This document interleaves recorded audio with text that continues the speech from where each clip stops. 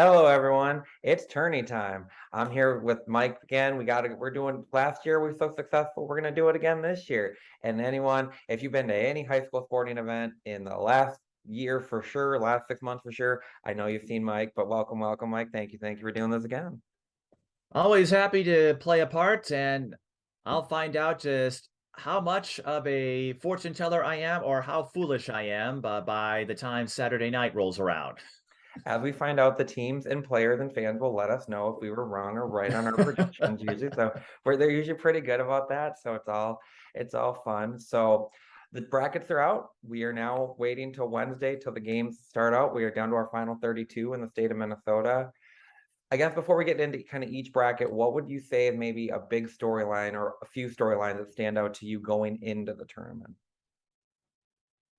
Well, before I get into that, just quickly, I do want to let folks know because I found out last year that coaches and players do watch this.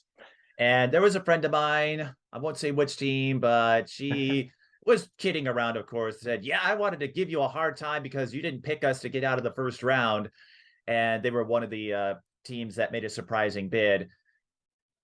It's a situation where I hope everyone understands I'm making a guess. Eric's making a guess. Everyone who follows this tournament is making a guess. Ultimately, we are not the authors of your story. So I can give you my inclination, my thoughts as to who's going to move on, who might make a surprise run, etc. But ultimately, it's the players and coaches who will decide that. So if you prove me wrong, it's because you put in the work to get there. So I just wanted to get that out there in case I undersell a team again. But storylines, I guess we'll start with the big schools and work our way down. I'd say for 4A is maybe this the last run of the Hopkins dynasty. We shall see. They do have some solid returning pieces next year in Liv McGill, who's going to end up at a high D1 school somewhere. Irma Walker, another young rising talent, but a lot of athletes who don't have the name recognition or the experience that we've been accustomed to.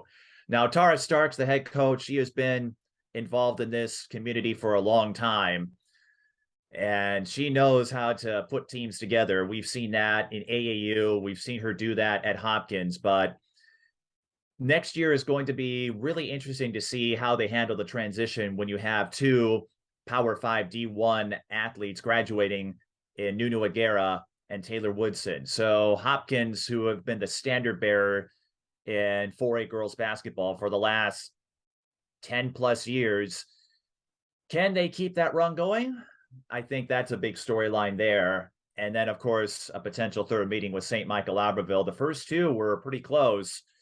And as we saw this year, Hopkins not invincible. Can STMA get that done? Yeah, looking at that field, it's hard not to see a third and final meeting between those late conference rivals. In 3A, Becker, Benilde St. Margaret's, they're your one, they're your two. You and I were speaking beforehand. I was a little surprised at how the seating played out, where Alexandria got ahead of Stewartville, even though Alexandria was below both Stewartville and De La Salle in the final polls of the season. My only guess is maybe strength of schedule played a part in it.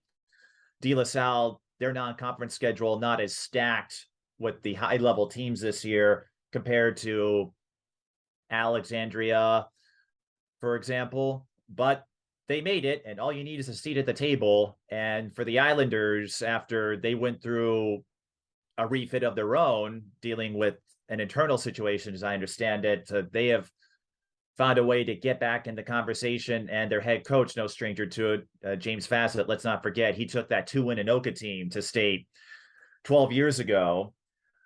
So 3A, you could have a lot of surprises potentially. De La Salle, they've got that young big three, as I call them, and Maddie Blaylark, Anisha Scott, Jordan Johnson is a solid playmaker. She handles the paint for them quite well. And Ariana Meister can chip in too, if you want to have a fourth option on that group. And then two rematches in the quarterfinals: Hill Murray and Alexandria, Becker, Benilde, St. Margaret's. I should say De La Salle, Benilde, St. Margaret's. I have the Becker BSM in my head because they played each other as well. 3A, I think there's just so many storylines there. That, to me, could be one of the more exciting brackets because you have a lot of talent and you might have a couple of schools who maybe felt shorted in terms of seeding. So there might be a little extra motivation on the line there. In 2A, I think the biggest storyline, well, Providence Academy, almost everyone expects it to be a coronation for the Lions. I'd say Crosby Ironton could be a huge storyline coming in. We knew about Tori Orline. She was the first player to score 1,000 points in 40 games, or the fastest, and then became the fastest to reach 2,000 after she got there the night after Madden Greenway became the third player ever to score 60 points in a game. So the storyline might be, how many records can Orline and Greenway break at this tournament and beyond? But Crosby Ironton, they are coming in hot. Wins over Dulans and Spicer, Minnehaha Academy. Even though they're unseeded, they're riding a hot streak. That could take them far. They're on the other side of the bracket as Providence is. And it's amusing, Eric, because I remember last year we were all saying, are we finally going to get Providence Minnehaha round 3? We could, but it would have to be in the semifinals with Minnehaha getting the 5 seed. But I think outside of Providence, Crosby Ironton is the biggest storyline. And perhaps that showdown of Orline and Greenway, maybe the first of several. We'll have to see how the coaches schedule. And Class A, Grant McGinnis, he was with us for the preview show, noted how it's the most natural of the tournaments, and it's not to knock the other classes, but Class A really is the wild card.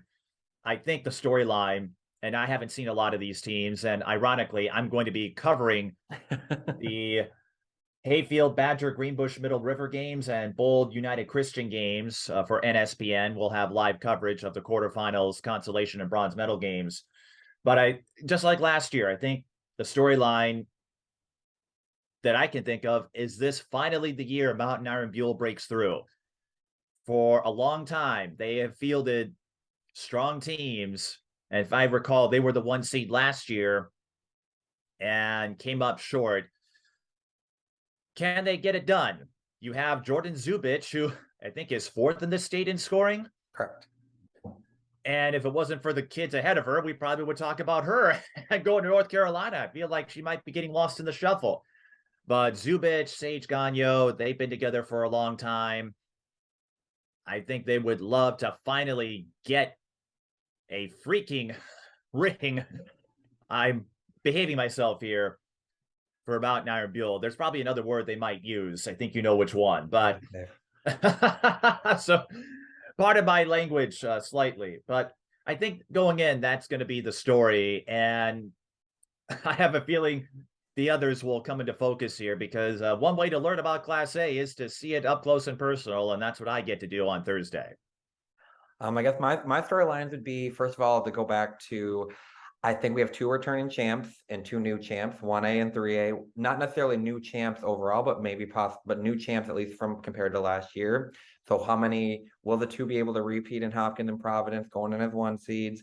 Who's going to kind of get their first championship or the championship this year in 3A, 1A? You mentioned the scorers. Top 4 scorers in the state all made it to state with Tori, Madden, Addie Mack, and Jordan Zubich, all 4. So that's a lot of scoring right there. I will say one thing I'll look for. We'll get to it when we go a little bit deeper in with 1A. I almost think Mount Airy Buell is having to kind of correct kind of one of the, they get a chance to correct what they would consider the mistake or a stumble last year because they get their same opponent. You get Minneota again. And I think last year kind of showed Minneota, similar to like Marshall and 3A, they go to state often. They're not the flashiest names, flashiest teams, but they have the experience of getting there. They know how to kind of muck up the games and get wins, kind of make them ugly. And they kind of did that last year. And so you kind of get it's kind of a what do they call that in golf? A mulligan or something? Mulligan, yeah. And let's not forget Minneota. They did win state title. I know in 2013 they picked up some hardware in Yep. Class A, so this isn't one of those. Oh, they're always in the conversation. This is a team that knows how to get it done. So I said you get a mulligan where you lost to him last year, you get him again this year. So that's my one of the things. My other storyline is we talked about a little bit with Saint Michael Albertville. We got a McDonald's All-American at Minnesota, at the state tournament. I'm excited. It's her last year before she heads off to probably a two-time defending champ, maybe South Carolina Gamecocks. What is Tessa's last season look? And what does her last tournament look like? We saw that she really looked really good at the tournament last year. I think she's playing at that. She's lived up to that All-Star level, that Gatorade Player of the Year in Minnesota. If I'm Hopkins, the only team that puts, I guess I would say, real fear in that if we run into them and they are hot, it would be St. Michael Albertville because Tessa, as good as the defenders are, Taylor Woodson, Liv McGill, Tessa Johnson is a whole other beast where she can just control every aspect, whether it's scoring, creating, all that. So I'm excited to see Tessa's last run here in state before we see her head off to the national stage. I want to say St. Cloud all the time, South Carolina. Oh, St. Cloud would love to have her, I imagine, but Absolutely. South Carolina, I don't think they'll mind having her there either. It's a match. You made in probably were watching the heaven. NSIC or not the NSIC. You were watching the D2 tournament last night, weren't you? That was it right there. I'm telling you. So I was saying St. Cloud every time. I think maybe I just said South Carolina so much throughout the season. So Yeah. And but congrats to UMD, by the way, who is in the Sweet 16, if I'm correct, in the Division II tournament. They knocked off MSU Mankato again. so speaking of that, well, that'll be one of the themes later down there. Round threes. Round threes we'll have. Yes. But we'll start with Or 1A. round 4 in that case. Right. We will start with 1A. We kind of mentioned it a little bit. The 1 seed Mountain Iron Buell, led by, I would say they have a big three in Hallie Savala, Sage Gagno, and Jordan Zubich, going off to North Carolina. I said when you've seen them, they've had some big wins, or they've played a really strong schedule as they always do. I would say, in my opinion, that once again, they're coming in as the favorites. And they're coming in, I mean, it always said that chip on your shoulder a little bit of like, always kind of falling short. That, I'll I think they're gonna find a way to get there this year. I would say, in my opinion, the team I would watch out for, because we talked about off camera, that had maybe the hardest route to get there is Bold. They had a very hard section, and we've seen at times in state and other brackets, if your section is almost like a state tournament itself with the talent of teams, it prepares you well, and nothing state throws at you kind of can rattle you. So it will be interesting to see if those two teams kind of meet up. But I would say Mountain Iron Buell, I don't see them stumbling at least as early as they did last year. How about you? Looking at the schedule, and I'm pulling up notes here as we move along. If you go off of common opponents, there aren't a lot of them in Class A, but they are out there. Minnesota, they lost to Bold in the regular season back in January. Bold is the 3 seed. Badger Greenbush Middle River is the 2 seed. And just looking up and down the roster or the schedule on all the notes, I would agree with you. And then here's the thing, all it takes is one tournament or one game. And then Minnesota, they also lost to Mare Lutheran. That was a team that Mountain Iron Buell beat. So just based on what we have, I would concur. And then Minnesota doesn't have any stats available. So in terms of stumbling, I think Mountain Iron Buell can avoid that this time. But Kevin Anderson, he mentions this on his site, and it's worth repeating. Can you survive a bad stretch? That is the common thread among all the teams that win tournaments. Sometimes, like last year, Hopkins was able to run the table, didn't really have any issues in 4A, for example. So occasionally you'll get through scot-free, but more often than not, you're going to have a grueling stretch that tests your mettle. If Mountain Iron Buell, who has played quite well, only 3 losses this year, and those 3 losses came against tournament teams that they, well, 2 of the 3, one was St. Croix Lutheran, but they don't have to worry about facing any of them. In Class A, they have more or less lapped the field. They had a huge win over Hayfield. And Hayfield is the 2 seed, by the way. I think I said Badger, Greenbush, Middle River. There's 32 teams. It sometimes takes a minute for me to organize everything.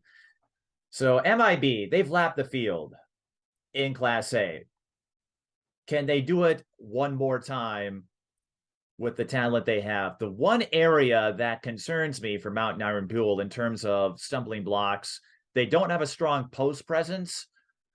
And that bit them in the games they lost, including St. Croix Lutheran, the game that I was able to cover with Cali Oakland. So if there's an interior presence that an opponent can throw at Mountain Iron Buell, how will that influence potential games in the Class A bracket? But looking up and down the resume, the strength of schedule, all of the qualities, Mountain Iron Buell seems poised to finally capture that elusive Class A title.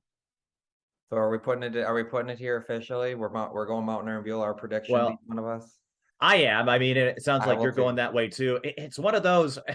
We joke about it. It's like, well, we'll have to be right eventually, and you do your best to analyze the field, assess the situation. Again, it's a little trickier for us in Class A because a lot of the schools aren't close to us, Right.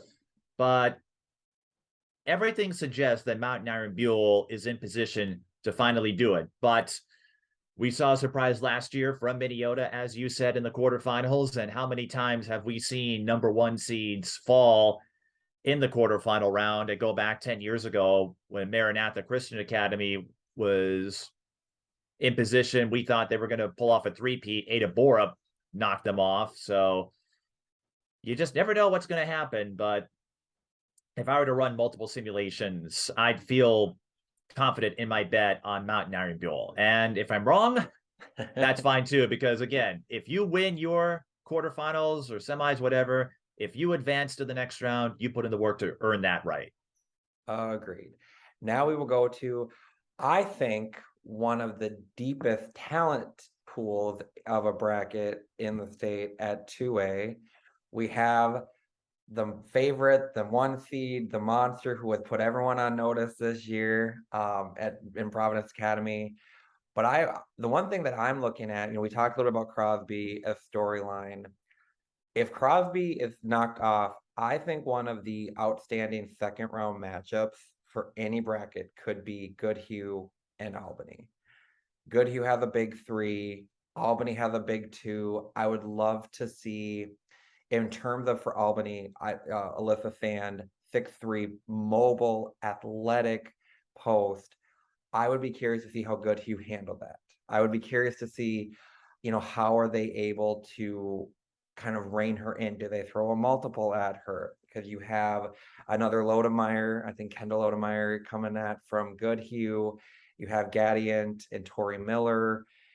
I'm saying that potential second round matchup has fireworks written all over it.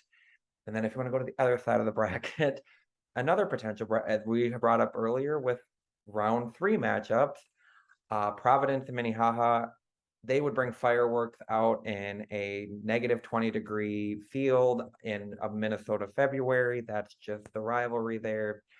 We've seen it be a low-scoring one. Low scoring by their standards. It was like 71-60. If that's low scoring, then I think they are redefining. And then we've seen this them game. almost break the scoreboard in the second round with 124-96. 2 players with Addie Mack and Madden Greenway combining for over 100 points in one game. That could be a potential third round matchup. But I will say, in terms of that, I don't think Minnehaha, they're a 4 or 5 seed. I don't think New London is one to be overlooked. They have very good guard play, very good guard defense, and that's where I think they could kind of throw things up, kind of mix it up to kind of slow down Addie Mack, slow down Ava Cupido, slow down Angel Hill along that. But at the end of the day, 2A is going to be, I think 2A, you have to go through um, Providence Academy, the defending champs. At the end of the day, you're going to have to find some way to beat them. You're going to have to find a way to, and when we talk about beating them, we can go a little bit into it a little bit later, but when you're having to beat, kind of similar to what you had to with Hopkins, you have a starting five and now they have depth added. You have fantastic coaching. You have energy. You have players that don't get tired. You have scorers from all three levels. It's a tall task to try and even stay with Providence. You know what's going to happen if Providence and Minnehaha do meet in the semis, right? It's going to It's be a flashback to the Providence Academy teams of 10 years ago. It's going to be a 32-29 game, something like that. Probably not. But it's just a testament, too, of how there's more than one way to do it. Because the Providence Academy teams of 10 years ago, we were joking about the patience you'd have to use to play out their possessions. But now they have a lot of quick, speedy athletes leading the way. 2A is going to be a lot of fun. Providence Academy, they have lapped the field. They have not lost since the third game of the season in that first meeting with Becker. Ever since then, it is crazy to see a small school in the context of things. We're used to seeing this out of the big schools. Again, Hopkins, they've been to Standard Bearer.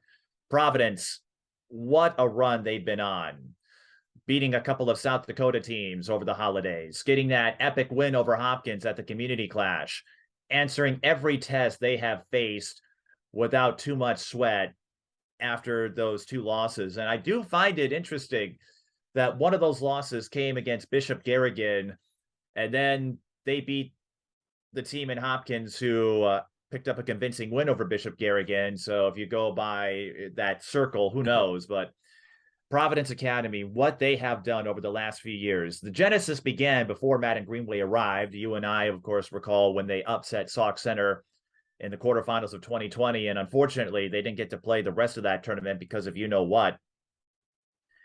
I expect this to be a coronation because of how deep they are and how versatile they are. Madden Greenway leads the way. Her speed, her defensive tenacity, and her willingness to attack no matter what her shooting percentage is like, that is carried her to great heights. We saw that play out in the section final. Even though Providence won by 1,100, Madden Greenway was off to a slow start. That didn't phase her. She just stayed with it. This kid has 12 double-doubles, and I have to check the section final, but she has that 2 triple-doubles, and she's accumulated those numbers in a variety of ways: rebounds, assists, steals. So it's not just one element of the game that she excels in, it's the entire package. So we'll have to see. Providence Minnehaha round 3 would be a lot of fun. But you mentioned your London Spicer. They have the winningest coach of all time in Mike Dreyer, who has taken a lot of New London Spicer teams to state. They're one of those groups that is always in the conversation. Maybe they don't get the headlines, but they find a way to get in there. And then you talked about Albany and Goodhue. Let's not forget Albany, who won it all back in 21 against Providence Academy. And if I recall, gave them a scare in the semifinals last year. And then Fergus Falls did the same thing. So Providence, they know this may not be an easy ride for them. We saw a couple of high caliber teams take it to them. And Goodhue, you were at that first meeting. Providence won handily. What would happen a second time around? How many times have we seen a rematch draw tighter than the first meeting? But Albany and Goodhue, those are two perennials in Goodhue, whether it's Class A or 2A. They find a way to get it done. Albany is in it. Like Albany and Goodhue could be a lot of fun too. Again, Crosby Ironton, I think with the random draw, I don't know where Crosby would have been seated had 6, 7, 8 been included, but If you're Goodhue, you might be sweating just a little bit. Now, if you can contain Tori, which has been hard to do for just about anybody, she seems to find a way, like Madden, to get her opportunities. You've got a good shot, and it might put the pressure on the rest of the team. I saw Crosby Ironton play Holy Family Catholic, and at the time, their depth wasn't as apparent. But all around, there really aren't a lot of, I'd say, runaway matchups. Providence should get through their quarterfinal round without too much trouble, at least if my inclination is correct. But it's hard to argue with you, Eric. This is a stacked field of 8, and it's going to give us a lot of great matchups, whoever gets through. I know some of the fans, writers would love to see a Providence Crosby Ironton final to get that first showdown between Toy Orline and Madden Greenway. But you have a lot of legitimate contenders who can make their way through. It's going to be a lot of fun. And I remember something Matt Pryor told me earlier this season, because I typically cover at least one of those Providence Minnehaha games, and I've seen those two go at it for a long time.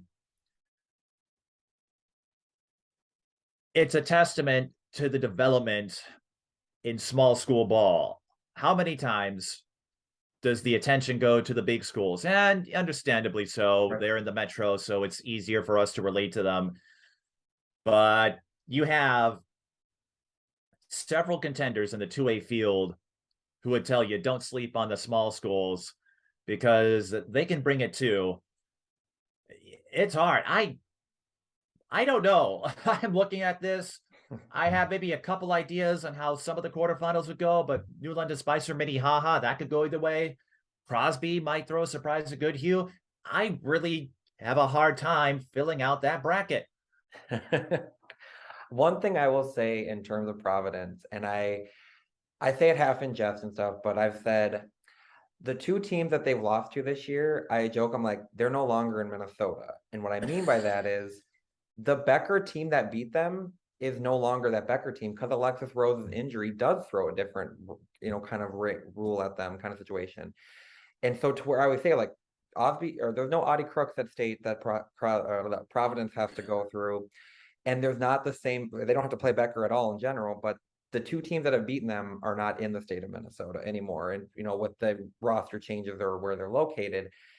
And so while I think it's going to be a fantastic bracket, I also think, he hates when I hear that. I'm sure I'm going to get an eye roll here. Maybe I'm kidding, but giving coach credit, I think one of the things that makes Providence special is the coach gets his style, his way about how he coaches is a perfect balance for his team. They know that he trusts them. They know that like someone like Madden, kind of almost like a Caitlin Clark, a Tarasi, that situation where you almost sometimes people are like, well, they're bad shots, but they're not bad shots for them. And the coach trusts that they're going to make the right decision in the most important moments.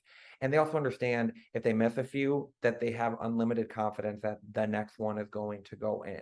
And they give them that confidence to have that ability, that willingness to take the shot. And when you have someone as fiery as Madden and as energetic as Madden and goes 100% of the time as Madden, having a coach that she knows believes in her, hypes her up, and he does it kind of in a quiet way. She's a little more vocal, and so I think they make a perfect yin and yang along with that. And then you have, I always say, double trouble in the middle with the Count sisters. You had Maria and Grace last year with kind of little sister kind of Hope finding her footing once we got to state. This year it's been Hope and Grace, and that's kind of always say fire and ice. Hope's going to bring some fire, and she's going to try and go for blocks, and she's going to try the fancier play. Grace is just steady. Grace is going to make the right basketball play. If she's open, she's going to score the basket. And the other two is, I think two things that they have in terms of, I don't know if other teams have, they have two defenders who can be considered lockdown defenders, and Emma Milliburn and Brooke Honecker. You can put those two on anyone in this bracket, and I'd be comfortable if I'm a Providence fan, that they're going to at least make their night difficult, that they're going to play hard defense. And then when on top of that, if you have all this going for you and the team has kind of reined that in, here comes Honegger hitting threes. Here comes Emma getting steals and going up for layups. Or here's Ari Peterson, who's extremely athletic, coming for steals and blocks and drives. And then Kira Miller, she's hitting threes and she has a fantastic ability to get to the basket. I'll say my prediction, and it's going to be a fantastic bracket. I don't see someone stopping the Lions. I see a back-to-back this year. You know what? I would not hesitate to say we could see more than back to back. Now, who knows what will unfold in the years to come, but if Providence, barring any major injuries, if they can keep that core together, we know Madden Greenway's got 3 more years. She's got a little sister who will join her next year in varsity. I really think I mentioned this before, and that win over Hopkins for Providence was a signal that they've arrived. They were already there. We knew about their capabilities and their talents, but that win over Hopkins, KSTP ran highlights of the game that I called up at St. Michael Albertville because NSPN was streaming it. That was the talk of the evening that night, that, hey, here's this small school, this small private school in Plymouth, who just took it to the queens of girls basketball in Minnesota for the last decade plus. So I think not only can Providence win this year, they are in position to go on a run similar to what Hopkins has done in 4A and pick up multiple championships. I'm sure Connor Getz, the coach, and the players, they're not going to think that far ahead. They have the wherewithal and the humility. Madden told me last year a piece of advice she got from her dad as she attracts more publicity: stay humble. And she spoke at length about what that means to her and the rest of the team. So they're not going to get conceited about what they've done and this special season they put together. But I do believe it will be at least back to back, and again, possibly more. And you hit it on the head. They have a lot of different ways to make an impact in all facets of the game. And with most of them set to return next year, I think Plymouth is going to be a hotbed for girls basketball down the road. I would say if Minnehaha and Providence, we joked about what a third meeting might look like. You know the adage, how hard it is to beat a team 3 times. And as I understand it, in the second meeting that set scoreboards on fire, it came down to the fact that neither team could afford to pull back, because Providence knew if they did that, you've got Addie Mack, who is going to drop a bunch of buckets on you. And if Minnehaha tried to lay back, well, they've seen what Providence Academy can bring. So a third meeting maybe could surprise us. I do think Providence has more depth than Minnehaha if those two are to meet again. But the Redhawks, they dealt with a lot of injuries. They've got their full roster back, and they don't have pushovers on their side. Addie Mack steers the ship, but you have Sine Hill, who does a little bit of everything for that team. Amina Allen has really come along nicely this year. And with the team at full strength, not as much time to gel perhaps as a group like Providence, but that third meeting could get interesting. It may not, but I'd say that's something to look out for. But yeah, Providence, when you've lapped the field as much as they have, it's hard not to pick them to win it all this year. That scoreboard might be 150 to 140. I mean, Williams Arena might not have seen scoring like that since Rachel Bannum. Maybe not. Well, you know what? And it's amazing to see those two. Last year, we talked about Addie Mack and Madden Greenway, and you were asking me, who would you pick for 2A player of the year? I think Madden Greenway took the lead this year in that category as far as postseason recognition. But think about the careers those two have established already. Addie Mack, Madden Greenway, in the 2,000-point club already. With Tori Orline, I imagine they're the 3 fastest to ever do it. Addie needed 91 games, and Tourney, I think, is the fastest, and Madden is second. How crazy is that? That you have the three fastest players to score 2,000 points in one tournament. And on Madden's side and Addie, they both have the single game scoring records, and they still have plenty of time left in their prep careers. Who knows where they could end up? And another fun fact, if anyone's watching this,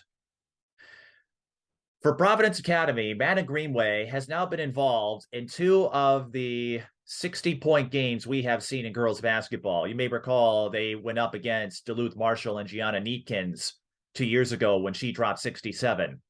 But Madden is the first player to score 60 and represent the winning team.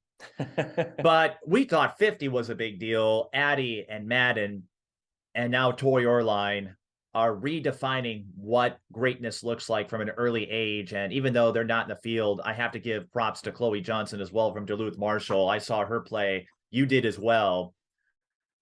That kid is something special. And we're seeing more and more of these instant impact seventh graders. When I saw Addie Mack play at Blake, I'm going, where did this kid come from? I couldn't go to a lot of games in the COVID year, but I heard a lot about Madden Greenway. Then I saw her play in person, and you understand real quick why she's getting a lot of attention. Now they're polished. And if the accolades we listed weren't enough, Madden Greenway is going to play on the North Tartan 17U team in the spring and summer. She's classing up 2 full grades on one of the premier club teams in the state of Minnesota. How crazy is that? I will say in 2A, I think when you look at Addie, Tori, and Madden, I think Rebecca Dahlman's record has to be hearing footsteps. And I mean, not necessarily just footsteps. I think she's hearing a charging coming at that record. And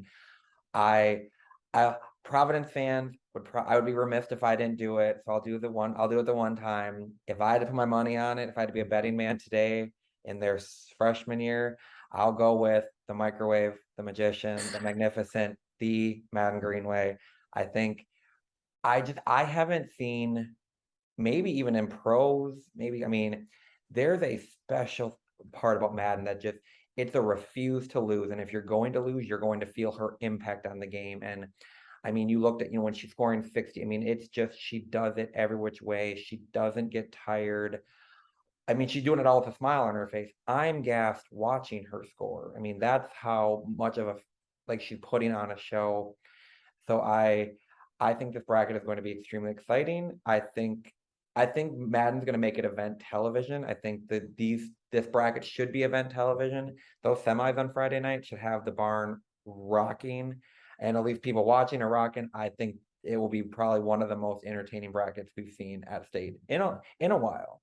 One more thing quickly before we move on to the next bracket. I presume I would be remiss myself, as much as Madden can score and do so in a hurry. If my calculations are correct, she also leads the state in assists, and Tori Orline is third in the state in rebounds. I mean, you talked about Dahlman's record. I wasn't sure if anyone would come close to 5,000. And again, we'll have to see. You got to stay healthy, of course, and we certainly hope that is the case. But all of these players are coming in, and they're the total package. They're not one-trick ponies. Madden can do it all. I've seen, you and I have seen her get steals the way her father might have picked up interceptions in his other sport back in the day. But she can sneak up on you, rip the ball out, and then she can pick off those long passes down court. And Orline handles the boards well. Addie is one of the most slippery scorers out there. It's just amazing that you have players who bring it all and emphasize every facet of the game. That is going to be a fun Friday semifinal if the bracket goes the way I think it will. And yeah, it's March. What else can you say? And we'll head on to that now. We'll head on to probably the next bracket I would say probably has equal maybe amount of talent, equal of depth going. We'll go 3A. We see 1 and 2 are there. We talked about they've met in Benilde St. Margaret's, Becker. They're both I feel like they're closer this year than maybe they were last year. Unfortunately, the injury to Alexis Rose kind of brought them a little bit closer. Even when they played without her, it's a big 3 against a dynamic 2. You have I always say in Becker, you have that system. It rolls. And I mean, they just know their role and they just do it well and they play defense. And where at Benilde, you have the 2 superstars who, if they're on the same night and they're working together and everything is rolling, there's maybe not a team in 3A that has the amount of talent that Benilde does in Kendall and Olivia. As I said, but you have De La Salle, who's a massive dark horse in this. I love their young 3. Jordan Johnson is one of the most active post players of any class in the state of Minnesota. Maddie and Nisha, no fear, absolutely no fear. They will take the big shot. They hit threes, they drive. And, James puts that, confidence in them that they know they can play. Rough draw that they get Benilde first round. So it's never, I don't think stopping Olivia Olson or Kendall McGee is fun for anyone, I wouldn't say. But yeah, I think that you have Becker, we have a rematch from a state championship 2 or 3 years ago I when think it was you 19 maybe, or if Julia Bankston was playing, and then they beat, Marshall or yeah, something to that was find a a way to state. So, buzzer. I think a buzzer beater. Of course, the teams were a lot different back then, but you're right. 2 schools that have a little history. and so you have that. I mean, you have Alexandria, who has one of, I would say, the most unique talents in Hadley Thull. I don't know how like, she's a 3-point shooter with deep range, but she's long and can block shots and she rebounds and she's quick. I don't really know like, what you throw at her, guard or post, because she probably can take both in different ways.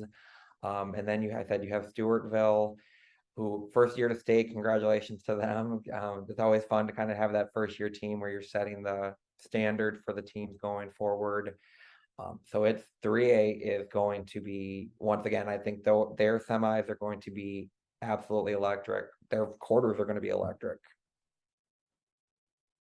I would agree, and unfortunately, Alexandria and Stewartville. I use the basketball hub quite a bit to reference numbers, and they don't have a lot there, so it's really hard to give you a sense of their capabilities. But Stewartville, I can give you schedules, and Stewartville, they weren't afraid to schedule tough outside of the conference. They had a win over Matamidi, dropped one with Mountain Iron Buell, and they did pick up a win over Marshall back in January. So this Stewartville team, they've seen some challenging opponents and have held their own. I think drawing Grand Rapids is going to be a tough out for them, not because I don't think they can win, but Grand Rapids, they're one of those teams that always represent Section 7, it seems, year in and year out. A few years ago, it was Heaven Hamling. This year will be the final year, I believe, for Taryn Hamling. And she is one of those players who can get it done, especially from 3-point range. So that 4-5 is going to be really interesting to see. Marshall, maybe not quite at the same level they were a few years ago, but they beat a Jordan team who was expected to make some noise. They've been in 3A for a while. They were the number 5 team in the state. Marshall got the win against them, but between their volleyball and their basketball accomplishments, they find a way to get it done. And that's a common thread. What do the great teams do? They find a way to get in that conversation. Becker, you're right. Without Alexis Rose, that does change the makeup a bit. And that second meeting with Providence Academy, Maren Westeen wasn't available either. But since her return, Becker has looked pretty sharp. Their depth does take a little hit without Alexis Rose, but it is providing some opportunities for the younger pieces or the lesser experienced names to come up there, get a little bit of experience, get a little bit of seasoning, because Becker, they've been here before. They have qualified to the state tournament in 3A for 5 straight years. And in the last 4, they have reached the championship game. Unfortunately, 2020, we'll never know how that played out. They did win one in 21, and then last year just fell to the Hannah Herzig train at Totino Grace. I still can't believe the run she took on, the load she shouldered to bring them that state title. But Hannah Durkis, Evelyn Kraft, I know they've gotten a few more minutes since Rose's injury. Elizabeth McAdams, they chip in a few points here and there. They're not going to be the centerpieces compared to the big three that you spoke of. But like you said, they have a system. They've built up the pipeline up there, and it's really cool to see this run sustain itself. I remember when I started covering high school hoops when it was the Maskey twins at Becker, and then Mackenzie Kramer played there as an eighth grader when they reached the tournament in 2016, got that upset over Como Park. But to see Becker turn a one-off, and I don't mean that lightly. Anytime you win a state tournament, it's a big deal. But to go from a one-off in a sport that often equalizes the field with graduations, and to turn that town along Highway 10 in central Minnesota into a hotbed is quite remarkable. On the other side of the bracket, De La Salle, I don't know if you were there for this, Eric, in the first meeting, because Benilde St. Margaret's, De La Salle, they always play each other. It's part of an annual rivalry series, as both are Catholic schools. De La Salle, I think for a time, held the lead over Benilde St. Margaret's in the first meeting, but couldn't sustain it. The dynamic duo, of course, McGee and Olson, they really have connected. The X factor that I would keep an eye on is Sierra Lumpkin.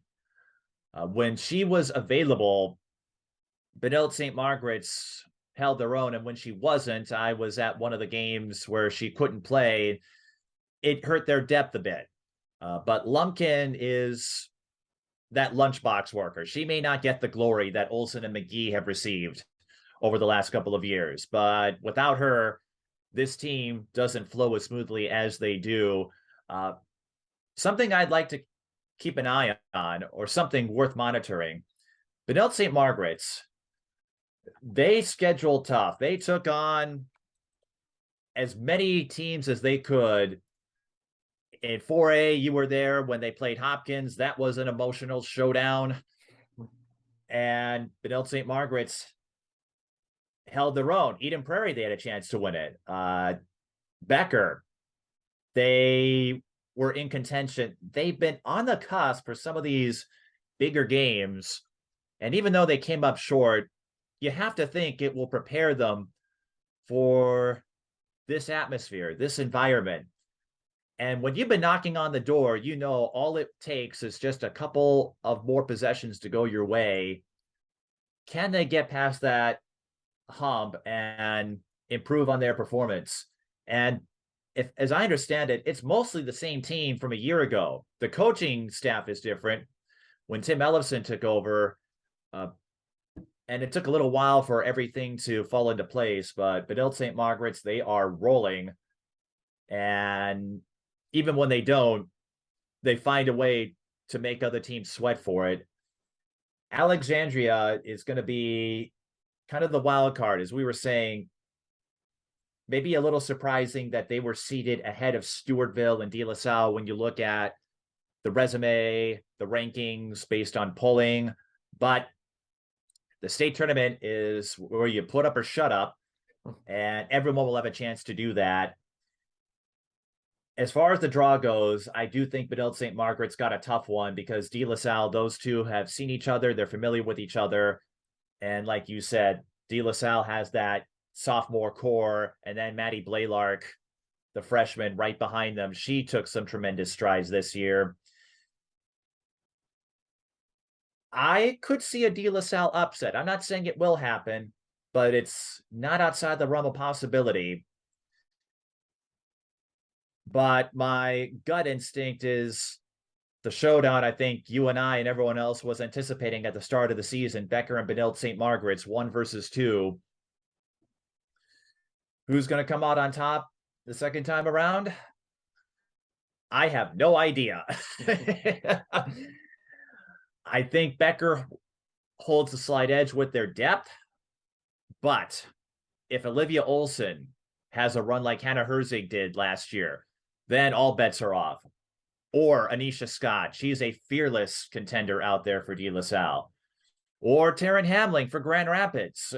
There's a lot that could influence how the bracket unfolds, but my slight favorite is Becker. They have the most depth, even without Alexis Rose, and one of the mainstays of Becker teams over the years, especially among the starters. Any one of them can shoot the three ball.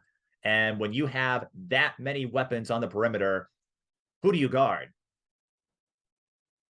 I would say I agree that I'll agree. I think it's going to be I think all the quarters and semis will be kind of close. I see Benilde and Becker finding their way back to each other for round two. Things that I would think can either hurt or help Benilde is in a lot of the games that I've seen, and it's been even as a fan, it's I guess curious. Olivia Olsen, for some reason, gets either switched out on a lot or gets guarded by smaller players. I think they put quickness on her. I would post that up in a quick heartbeat. They tried it in the Becker one because but they had Ayla Brown on her, and the teammate and her teammates kept trying to like bounce pass it to her. When Olivia's very athletic. When she has the height advantage, throw it up to where only she can go and get it. If they don't let her land, then that's a foul kind of thing. But it's at the same time, I've seen too many there's been too many games at least where I'm like, just post her up. Example of the Minnetonka game, she had Megan Corky on her. She was, and the play was to put her in the corner. And I'm like, Olivia has almost a foot height advantage here. Post her up. When she had Liv McGill on her, maybe don't post up Liv McGill because that's a lot of athleticism coming at you. But it's that. But at the same time, I think one of the things that has changed in these last few weeks is Olivia's handling the ball more. Olivia's being the one creating everything. That means she's a triple threat. She can, because Kendall can get her shot off at any moment. She's that athletic, that big and strong. So, but if Olivia's kind of facilitating things and where she's kind of keeping things in orbit moving, where she can score, but she's also looking for her teammates and creating openings. I think that's kind of like that was why they had maybe a pretty dominant win over Holy Angels, because Olivia kind of was going. And I think then she has all the capabilities of doing like a Hannah did last year, of controlling it. I will go out on a whim, and it's hard, and this speaks more to I will think Benilde will squeak out that title in the rematch, but it speaks, I think, more to I think Alexis Rose is a huge loss for Becker. She was always that X factor, in my opinion, hitting the big threes. You would kind of rein in the two that were driving, and then all of a sudden she'd hit a three or she'd get a steal. And she had the height and the physicality and the speed to guard post, handle the ball, play off the ball. I think when it comes to state tournament time, I think they're gonna maybe see a little bit more of the effects of not having Alexis Rose out there. So I will go ahead and go with Olivia and Kendall coming together in the dynamic duo, inching out a state title. That's a valid assessment. And I'll say this, in the 3A field, I think Kendall McGee just might be the fastest player out there, and her ability to score on slashes, and something I picked up on in the Eden Prairie game, her ability to use her body, lean into it to draw contact, to draw fouls. You see a lot of players maybe try to force it. They do a little too much. You can tell like they're trying to make too many things happen. Kendall is just natural with it, doesn't oversell it, doesn't do anything outside of her skill set when she's on her way to the rim. If she has that game, if she has that element in her favor, look out, because as you and I have seen in AAU and on the high school circuit, she is tough to stop. And what I find refreshing about Benilde St. Margaret's this year is how much of a jump Kendall McGee has made, but the selflessness on the part of her and Olsen. They had plenty of laughs together, and neither of them are hesitant to be the leader. Kendall McGee has stepped up on several occasions this year for the Red Knights. We know Olivia Olsen can do the same thing.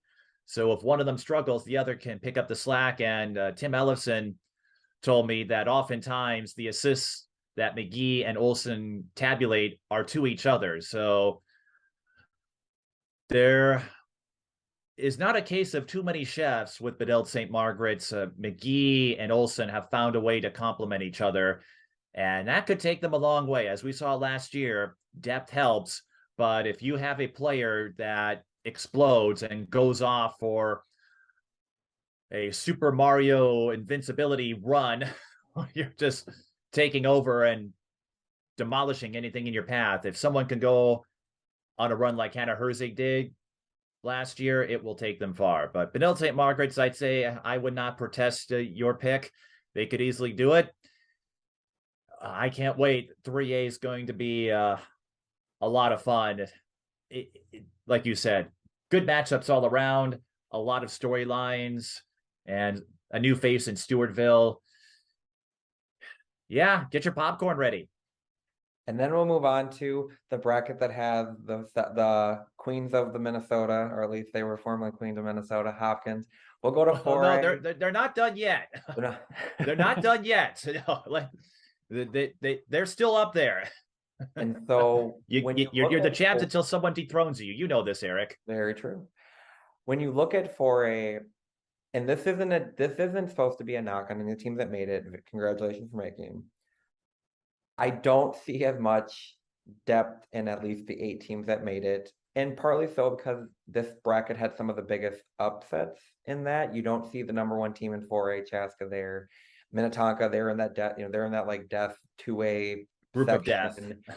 I mean, you have in terms of that. I mean, you saw Egan; they snuck in there.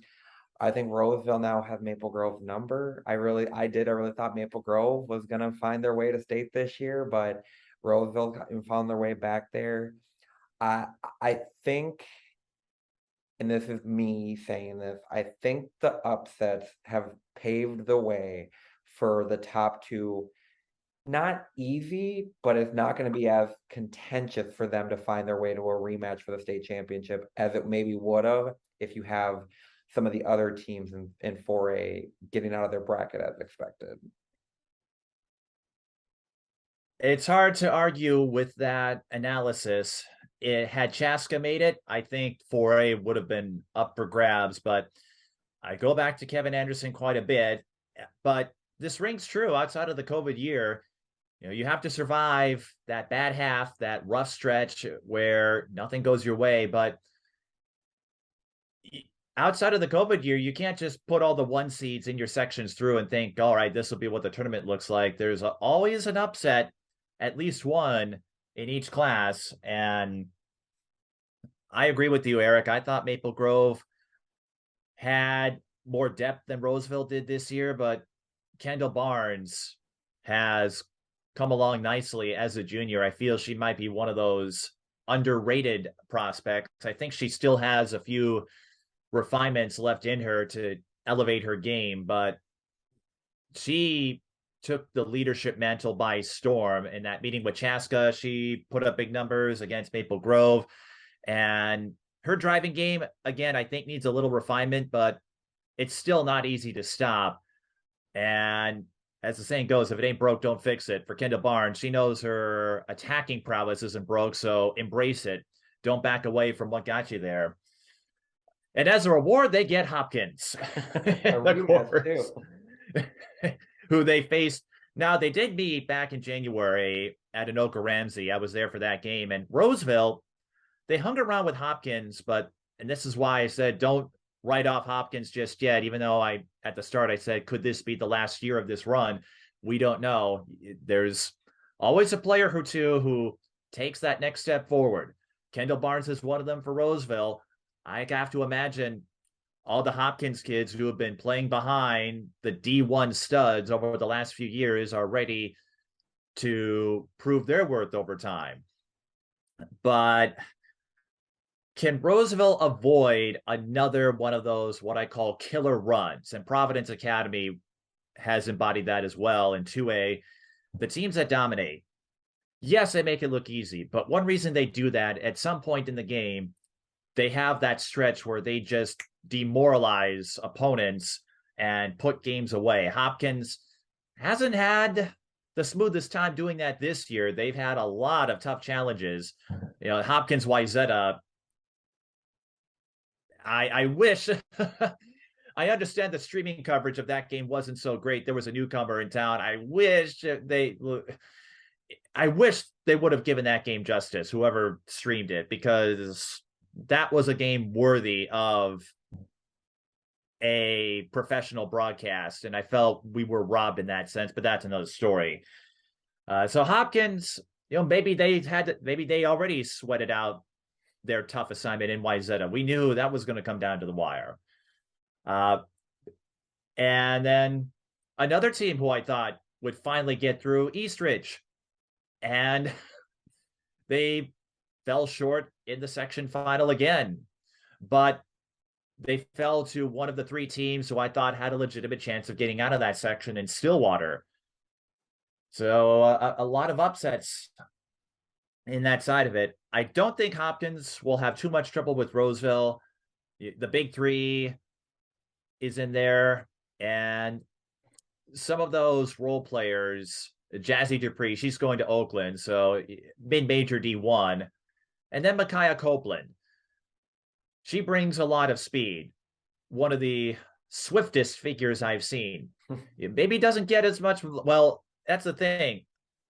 With Hopkins this year, I feel like, and I'm guilty of this too sometimes, that figures like Copeland and Dupree don't get as much love. Maybe they don't lead the team in scoring like Aguera and Woodson and McGill can, but they're no pushovers. And that's why I said we'll have to see. There might be some more surprises. Now, I think Copeland and Dupree are also seniors, but without them, Hopkins isn't in this position. And speaking of a senior, the last time they played Roseville, Kelly Boyle, I think, had 9 threes. I think she was trying to Kelly get Boyle. How could I forget about Boyle? Yeah, she had never scored more than 12 points in her life, and then she hit 9 threes. As you know, with 3-point shooting, it can sometimes be feast or famine, but Boyle, she doesn't back away from it, doesn't shy away from it, not afraid to line up those threes. And I remember when she hit 27, everybody was giving her dues, and deservedly so. So I think for Hopkins, like I said, when I say last year of the super teams or the queens, it's not to suggest after this year they're going to stink. I just don't know much about the players coming up behind them.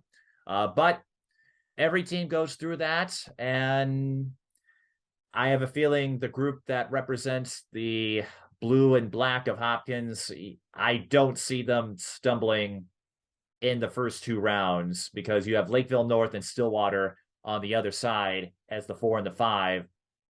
Stillwater 4, Lakeville North 5. They're solid, but for Stillwater, all the props in the world for reaching the state tournament. I didn't feel they took enough risks in their schedule this year. I think I'm looking it up now. They played Rosemount, picked up a win against them, but we didn't see the matchups of years past where they took on like a St. Michael Abbeville or a Hopkins. Rosemount, they did play Centennial earlier in the season, won that one in the season opener. So they face some teams that are in the tournament, Roseville among them as well. I just don't know if Stillwater has enough to take on a Hopkins, but the players that will determine that, Lexi Carlin, who has assumed a leadership role quite well for the Ponies. She's going to play at Minnesota Duluth, who's in the Sweet 16 in the D2 tournament. Some other ones that it's coming at me. I got to look at the roster again. I'm like, it's on the tip of my tongue, right. And I covered them a couple of times. I was at their section semi last week, and I'm never going to hear the end of it. Amy Thompson. Amy Thompson. Oh boy, I'm in big trouble. Amy Thompson, she's their perimeter threat, and another one of those steady figures for the Ponies. Elise Dieterle and Liana Buckhalton are a couple that have evolved considerably over the years. And Lakeville North, Their dynamic duo of Trinity Wilson and Gabby Benton, they've been at it for a long time. They know their roles well, and they perform them at a high rate most nights. Benton the point guard, Wilson the post, and Lakeville North just one of those teams. Even though I think they've only won one state championship, they're a group that almost always gets out of their section.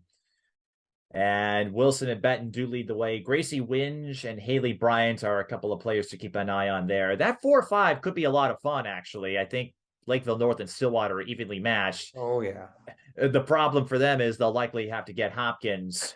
Your reward. But right now, Lakeville North, and again, this goes back to how I feel about this game. Lakeville North was willing to take more chances than Stillwater in terms of non-conference scheduling. Lakeville North, their non-conference slate included Chaska, Wayzata, Hopkins, and Eden Prairie.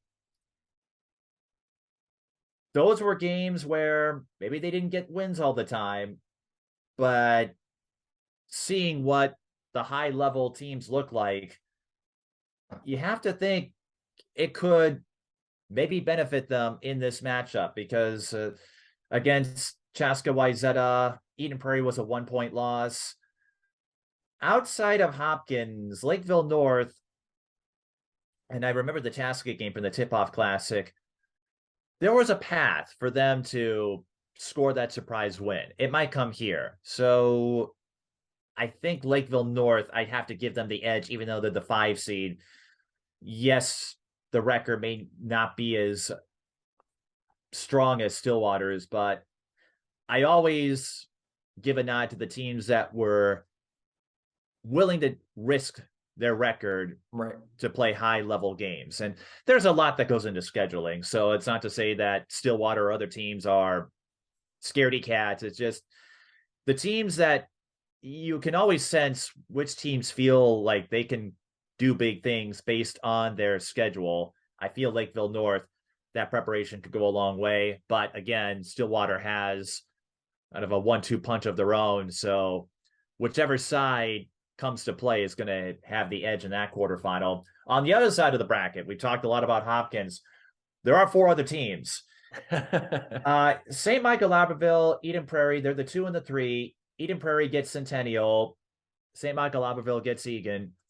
Centennial, I have to give them a lot of credit because for the last 2 years, they've overcome slow starts to get to the state tournament. And I think we thought they were going to have a stronger year in terms of their record, but they find a way to improve, address the shortcomings, and reach the big dance. So they've done it now the last 3 years, if I'm correct. They were a point away from playing in the championship 2 years ago. And what Jamie Sobolik has done to cultivate teams that we thought might be sent packing at the midway point of the season for the last couple of years to bring them to the state tournament, that takes a lot of resilience. But that's the benefit of a 3-month season. You have time to fix those mistakes. So Centennial, I think the ultimate takeaway from this is underestimate them at your own risk because they find a way to make the big dance regardless. But you mentioned how the stage is set for round 3 of Hopkins, St. Michael, Albertville. Eden Prairie could be a spoiler. Well, they already are against Chaska. And that first meeting, Chaska won. I think they won by 9, if I'm correct. Yep. And then Eden Prairie got the best of them in the section final. They're a team that doesn't have a lot of height with Savannah Jones recovering from an ACL tear, but they have a lot of speedy athletic guards. So if Eden Prairie is able to get through Centennial and STMA gets, I think STMA gets through Egan, but if we get an STMA Eden Prairie round 3, we talk about Hopkins STMA round 3, don't overlook a potential third meeting between another pair of late conference rivals, because in those first 2 meetings, STMA won, but not by much. And Eden Prairie, they've got the quickness, the agility to last in a track meet. And Ellen Weesey has done a great job cultivating Eden Prairie teams over the years. I do find it interesting that Eden Prairie now, the last two times they made it to state, they did so as the road team, knocking off Chaska. It that's a fun little synergy stat for your write-ups for anyone out there listening. So the reason, though, Eden Prairie is able to compete at such a high level, again, they have a litany of speedy guards. Molly Lenz, she's going to Illinois State. Annika Anderson, Ashley Fritz, Tori Schlegel, and Vanessa Jordan, emblematic of a sophomore class that Ellen Weesey has high hopes on. Jordan backed off a bit, but she had a tremendous start to the season. And I have a feeling for Jordan, she might be one of those players who could undertake an evolution in the next couple of years. Ray Ehrman is another one of those sophomores. Ellen Weesey really likes that mix of senior leadership, the youth, and kind of like Hopkins or Becker. They've got a pipeline over there. And maybe it hasn't resulted in a state championship yet, but they're always in the conversation. And if it wasn't for a half-court heave last year, they might have easily made the state tournament a year ago. So, that could be a wild card. Now, STMA, we talked about Tessa Johnson, the Gatorade Player of the Year for Minnesota, and you have to imagine on the short list for Miss Basketball Minnesota, but it is a career award. Let's remind people of that. On their end, we know Tessa is going to do her thing. I think you've even said there's a time when it's Tessa time, but Jacayla Kraft averaging 16.5 points per game. Ava House, Abby Hazelton, solid role players for the night. Kraft, to me, is someone who has made some strides of her own between the AAU season and the high school season over the last 12 months. If she can help out Tessa Johnson, that could set up that epic third showdown with Hopkins. But STMA Eden Prairie, even though maybe some of us would thought, if Chaska gets through, it's going to be exciting, or Maple Grove, what that might look like. Don't sleep on a potential round 3. That could be crazy that St. Michael Albertville has 2 third meetings with Lake Conference opponents, but it speaks to how tough the Lake Conference is. I've said they're the strongest conference over the last several years. Most of those teams, there were 5 teams that could bring it any night.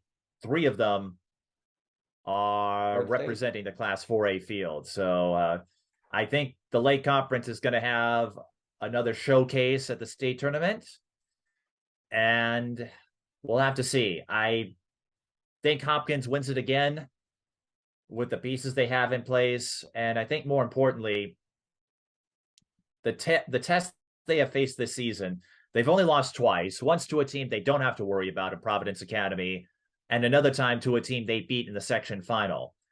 Against St. Michael Albertville, Hopkins has won, but not in those runaways as we saw a year ago. Eden Prairie, that's been a tougher task there. But all it takes is one game, and you know this, when you get to that third meeting, all bets are off. And Eden Prairie, in the first meeting, lost in a runaway. The second meeting, a lot closer. So, yeah, there's some uncertainty. I do think Hopkins is the favorite. It's hard to see anyone knocking them off with the talent they have. But STMA and Eden Prairie, if those 2 meet in the semis, whoever wins that matchup might have something for the Royals. What's your take? I will say this. I got to stick true to form. I have a tendency, I always say the best players rise up in the best moments. I would say in 4A, and this is not a knock on anyone else, it's a great class. Tessa Johnson's the best player. Tessa's on a whole nother level this year, starting last year. I mean, even in the summer, Tessa Johnson is the best player in the 2023 class. And that's a good class when you have Nunu, Taylor, Kennedy Sanders, Kennedy Click. And so to me, what comes to mind is I think of Aaliyah Boston, South Carolina again. She had the year where she had everyone, the video was on her with the tears when she lost to Stanford and everything. She made sure that wasn't happening last year. Tessa had a similar thing last year. I think they had that video kind of showing where Amaya went and gave her a hug, but Tessa was pretty heartbroken about losing and stuff. I'm not sure Tessa's going to have the same, at least not sad tears. I think when I look at St. Michael, what's different between Chaska and St. Michael that when they run into EP is because EP was like, well, we're going to try and take off the head of the snake, Kennedy. So let's say they do that to Tessa. What Tessa had that Kennedy didn't was a Jacayla Kraft who can put up between 10 and 20 points if she gets hot from the outside. I like Kale Jenke off the bench, kind of a long, athletic guard who can hit the three, get to the lane. One of my favorite players in all of the classes, and I think she's underrated with her physicality, is Piper Carlson. Piper Carlson will go toe to toe with any player in this state and hold her own when it comes to physicality. And when I was at the first meeting of St. Michael, Albertville, and Hopkins. And the one thing I said is I kind of feel Tessa herself took her out of the second half than the first half. St. Michael was up 9 at half, and Tessa was eating their press apart. She was getting past them, getting to the middle of the lane, free throw line extended, and either hitting the shot, finding a shooter, finding a person down low if they threw them all. There was nothing they could do to stop Tessa. In the second half, they started throwing doubles at her, which what I didn't understand was I thought she should have had a mentality similar to a Madden Greenway. When Hopkins tried to throw doubles at Madden, she literally just ran past them. She ran through them. Not always the brightest idea sometimes with some players, but Madden, I think Tessa can handle that. To where Tessa kind of retracted. She let them kind of bring her into a corner.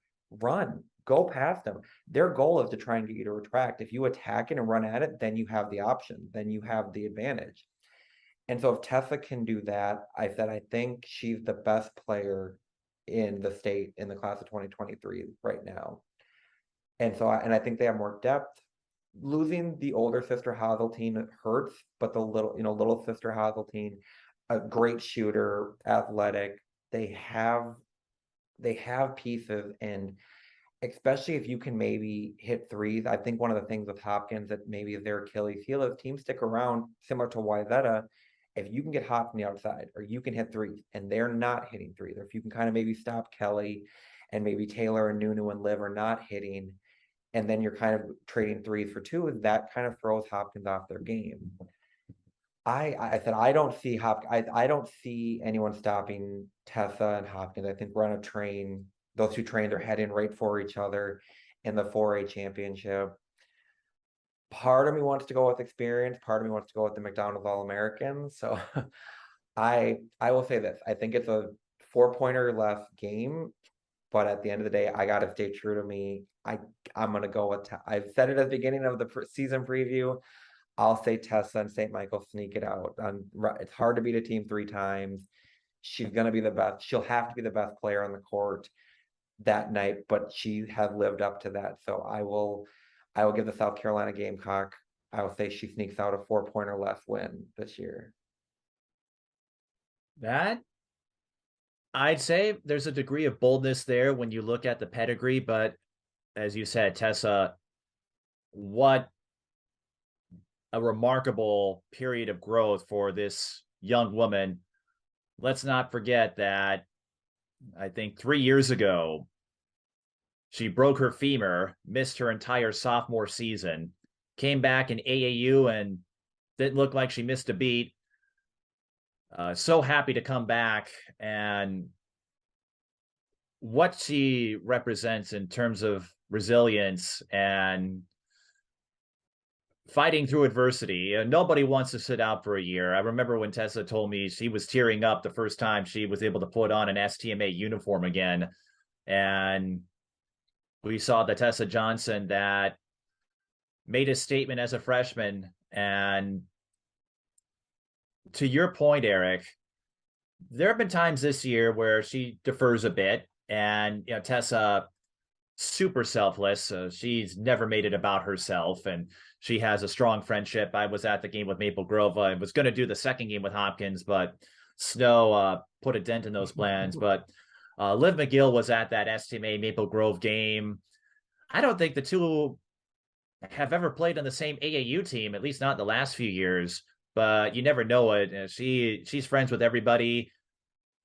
Just a wonderful personality to be around, and you can see why so many people gravitate toward her. Uh, and Tessa this season at times has stepped up in those big games. Had that 51-point performance over Chaska, a result I didn't see coming. Eden Prairie in the first meeting, she dropped 41 against Hopkins, in another game that broke the scoreboard 104-94. She had 45. So even though she doesn't necessarily play for those big numbers, she can get there if needed. On the Hopkins end of it, we talked about the big three. I feel like Nunu Aguera, who's up there. I know Tessa Johnson. You're right. This is a deep class when Tessa Johnson's going to South Carolina. Oh, by the way, Nunu's going to Stanford. What has Stanford done these last few years? Can you remind me? I think they won a title. But Nunu, I feel going back to when I saw her play going into her junior season with the Metro Stars AAU program, Nunu has embodied more leadership responsibilities this season. She had 35 in that second meeting with St. Michael Albertville. In that game with Providence, had Hopkins won it, we're probably talking about the 37 points she put up. Nunu, I feel, over the last couple of years, isn't afraid to step up. Like you said, it takes the best players, or it takes someone stepping up in clutch situations. Nunu has done that. It hasn't always resulted in a win, but for Hopkins, that could be enough to get them back to the promised land one more time. And especially when Woodson was out with that high ankle sprain against Bishop Garrigan, that put McGill and Aguera on notice.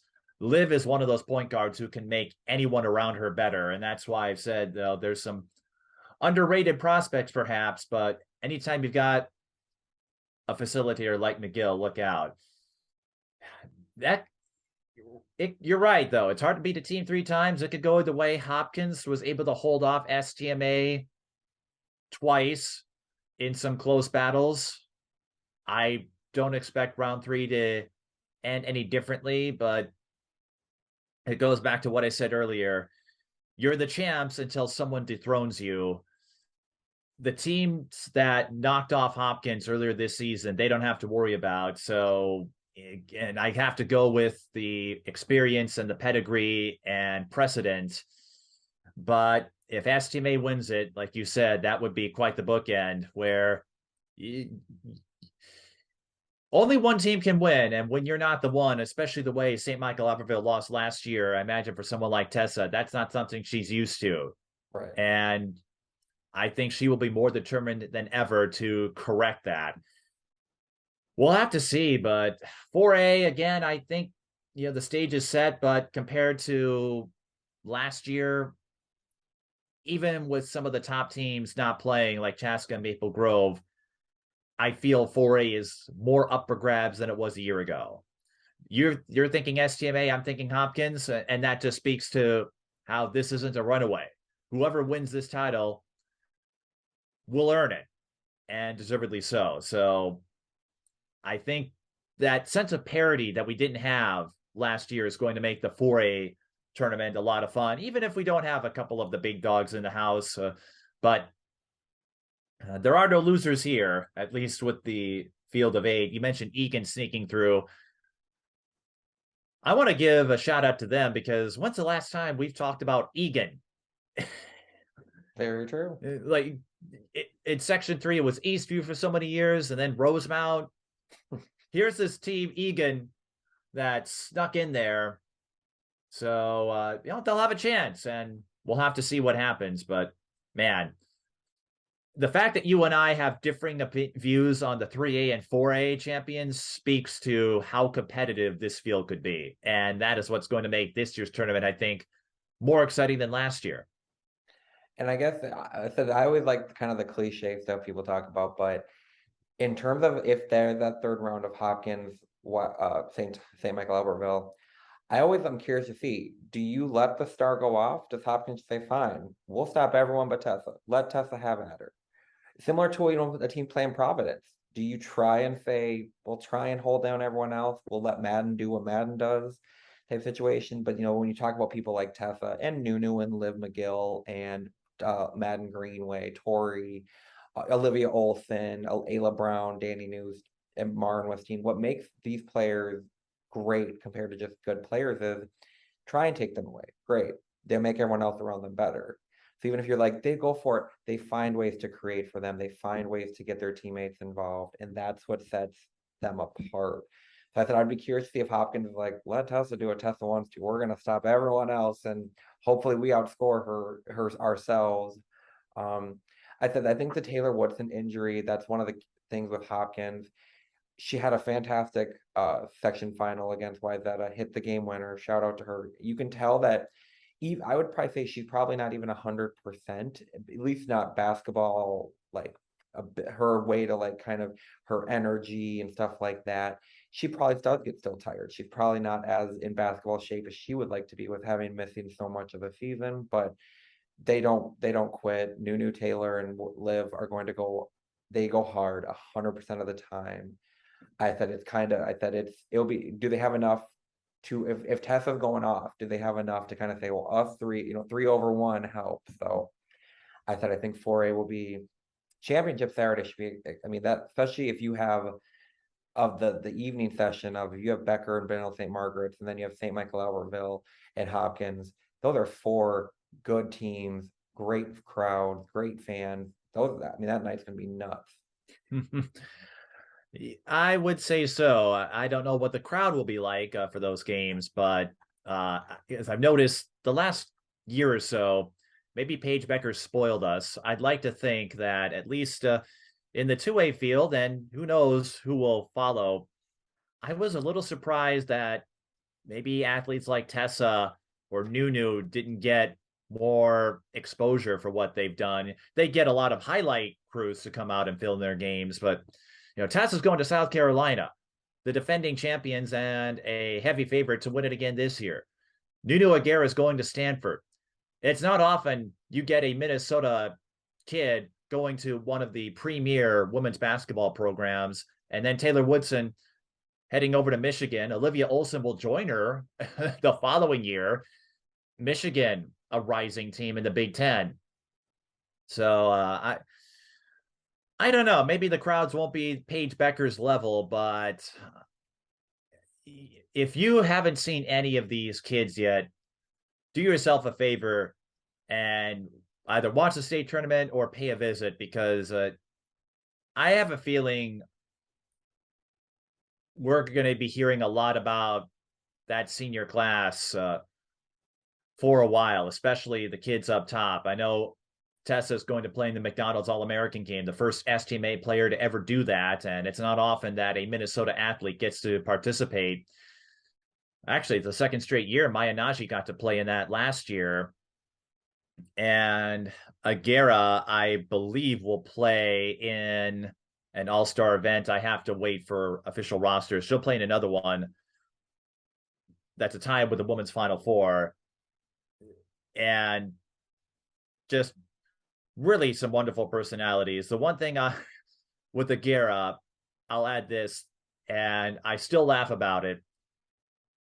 The dueling personalities that we see on the floor, she is a beast and won't let anything or anyone stand in her way of being great. Away from it, mild-mannered, doesn't say a whole lot, but just always thankful. I've talked with her a few times, and she's picked up a lot of accolades. And I think I said, I hope you're proud of what you've accomplished, because I know of a lot of fellow analysts and basketball junkies who speak volumes about her. And the same with Tessa Johnson. They go about their business and they bring it to the floor, but you don't see it. You don't see that carry over outside of games. They're appreciative and respectful of everybody. And I think that's why they have garnered so much enthusiasm from folks like us. So yeah, I agree with you, Eric. Saturday is going to be a lot of fun. The Thursday semis could be a lot of fun too for the big schools. This is one of those tournaments where I think, again, 3A and 4A are up for grabs. The only real confident pick I have is Providence Academy in 2A, which again speaks to the parity. You don't always get that. Some years, I remember years ago when Hopkins and De La Salle were lapping the field in 3A and 4A, and it was just a matter of, all right, who are we going to talk to in post game? Now, we'll see. And I don't know what other observations of storylines you have, but I'd like to think that this tournament, I talked about it being a passing of the baton. We've followed Tessa Johnson and Aguera and Woodson for a long time. This will be their swan song. And then coming up behind them, Liv McGill and Olivia Olson to me represent the 24 class. And Yep. those two, they had quite the battle this year. If they meet again next year, who knows? They're in separate classes, of course. But I think this tournament, in a way, could be a passing of that baton to that next group of leaders that we'll hear about for years to come, with the big three in 2A, and Orline and Madden Greenway among the freshman class. I wouldn't be surprised if we hear a lot more about them in the years to come. And then, that sophomore class too, and Addie Mack and Aaliyah Crump. You have to think over time, if Brian Cosgrove sticks around at Minnetonka, I thought Minnetonka might make a splash this year. That injury to Tori McKinney, I think, hurt them a bit. But to take over after the turmoil they had a year ago and make Minnetonka a contender, they gave Chaska everything they had in that section semifinal, and a few shots just didn't go in that battle with Chaska. You have to think Minnetonka is one of those teams. Maybe they find a way to get back in it. So just a lot of storylines and a lot of send-offs that we'll hand off to the seniors. And when you look at the players coming up behind them, I don't know. Well, I think Madden might have a chance to reach the level of exposure Paige Becker's had, but you think about the players around her, it goes back to that Paige Becker's effect that Grant McGinnis has spoken of quite a bit. Yep. Where you see scouts coming in to check out this athlete, but in the process, they find out about all these other talents. I don't know how many folks were scouting Paige Beckers when she was here, but you have to think that wake of it helped athletes like Tessa and Nunu and all the others who maybe don't get noticed as quickly as they did. I'm kind of running off on a tangent here, but that just speaks to all the storylines and all the uncertainty that comes into this field. And Eric, I don't know what excites you other than getting a chance to see a few more games before we say goodbye to this season.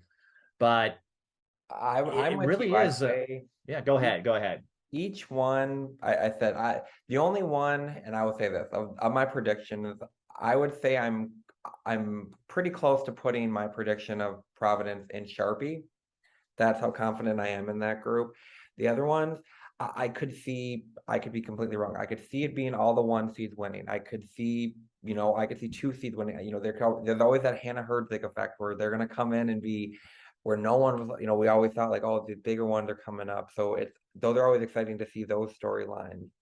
I think I made a joke with Coach Getz. I said, I think you're safe this year. There's no South Dakota State graduate in the commit in the 2A bracket because you've ran into Paige Meyer and then Ellie Colbeck. And I'm like, and those two were, they made them earn. One beat them and one made them earn it to the very end. So I'm excited to see which players rise up to that. Like, we know Madden has been at state. Like, what is Tori's first time at state like? Tessa there, when you have Olivia, when you have the Becker three, I mean, even the Hadley Thal, the De La Salle three, young, but they're kind of fearless. And so what is team that's Stewartville, what do they look like at state? State's a whole different beast. You're on a different court, you're on a different, they're the different or era about it, they're the different feel. So I think that's the most exciting. We'll be there for all of it. So I want to take this time. I want to say thank you, thank you, thank you for doing this. We'll do it every year. This year, we'll see how our predictions. Last year, our predictions weren't too bad. I think we each got one wrong, but so we're doing pretty good, 75%. So we will see how this goes. But I want to once again say thank you for doing this. Everyone enjoy the tournament Wednesday through Saturday. They start on 45 on Thursday, so you see the semis for each class Thursday, Friday, and then the championship Saturday on 45. Or come out to the barn, come out and see it. You might see a gopher or two wandering around because some of their teams have made it to state. So say hi to them. Any final words, Mike? Well, yes, and a reminder, I mentioned this at the start. Again, if you want to watch the quarterfinals, consolation, and bronze medal games, I am part of the organization that broadcasts those rounds. NSPN TV will have coverage of every quarterfinal round, and then consolation third place games. Hey, that's where Ava Cupido hit the buzzer beater to get Minnehaha bronze last year. And I know that's not the medal you play for, but we're happy to offer more ways to document these memories. And it's cool to see that every team, every round is going to get covered. So Wednesday, go to nspn.tv. If you can't make it, there is a subscription, but that subscription will either get you for an entire month, which gives you the whole tournament, or an entire year's worth of coverage. It's a pretty good rate, if I say so myself, but looking forward to it. Again, you'll see me at the Class A quarters, so I'm going to have some homework to do over the next few days. I'll be sending out a lot of emails as well. It's just luck of the draw. I mean, I think I'm in the same position that any of our other announcers would be in, where whoever gets Class A is kind of at a disadvantage in terms of research, just because only so many of them make the trek down here. But happy to be a part of it. Happy to be involved a little more than I had in years past, but it's going to be a lot of fun. And don't forget, we'll have some all-star games coming up. So if you don't get a chance to catch some of these seniors that we've talked about, I have a feeling a few of them will be playing at that all-star series April 9th. And then, as we said before, a couple of them will be playing in some national events coming up. So yeah, come out and give these athletes the send-off they deserve. That's all I'm going to say. We'll leave it at that. Thank you everyone for watching. Once again, Mike, thank you for joining. We will see you at the tournament.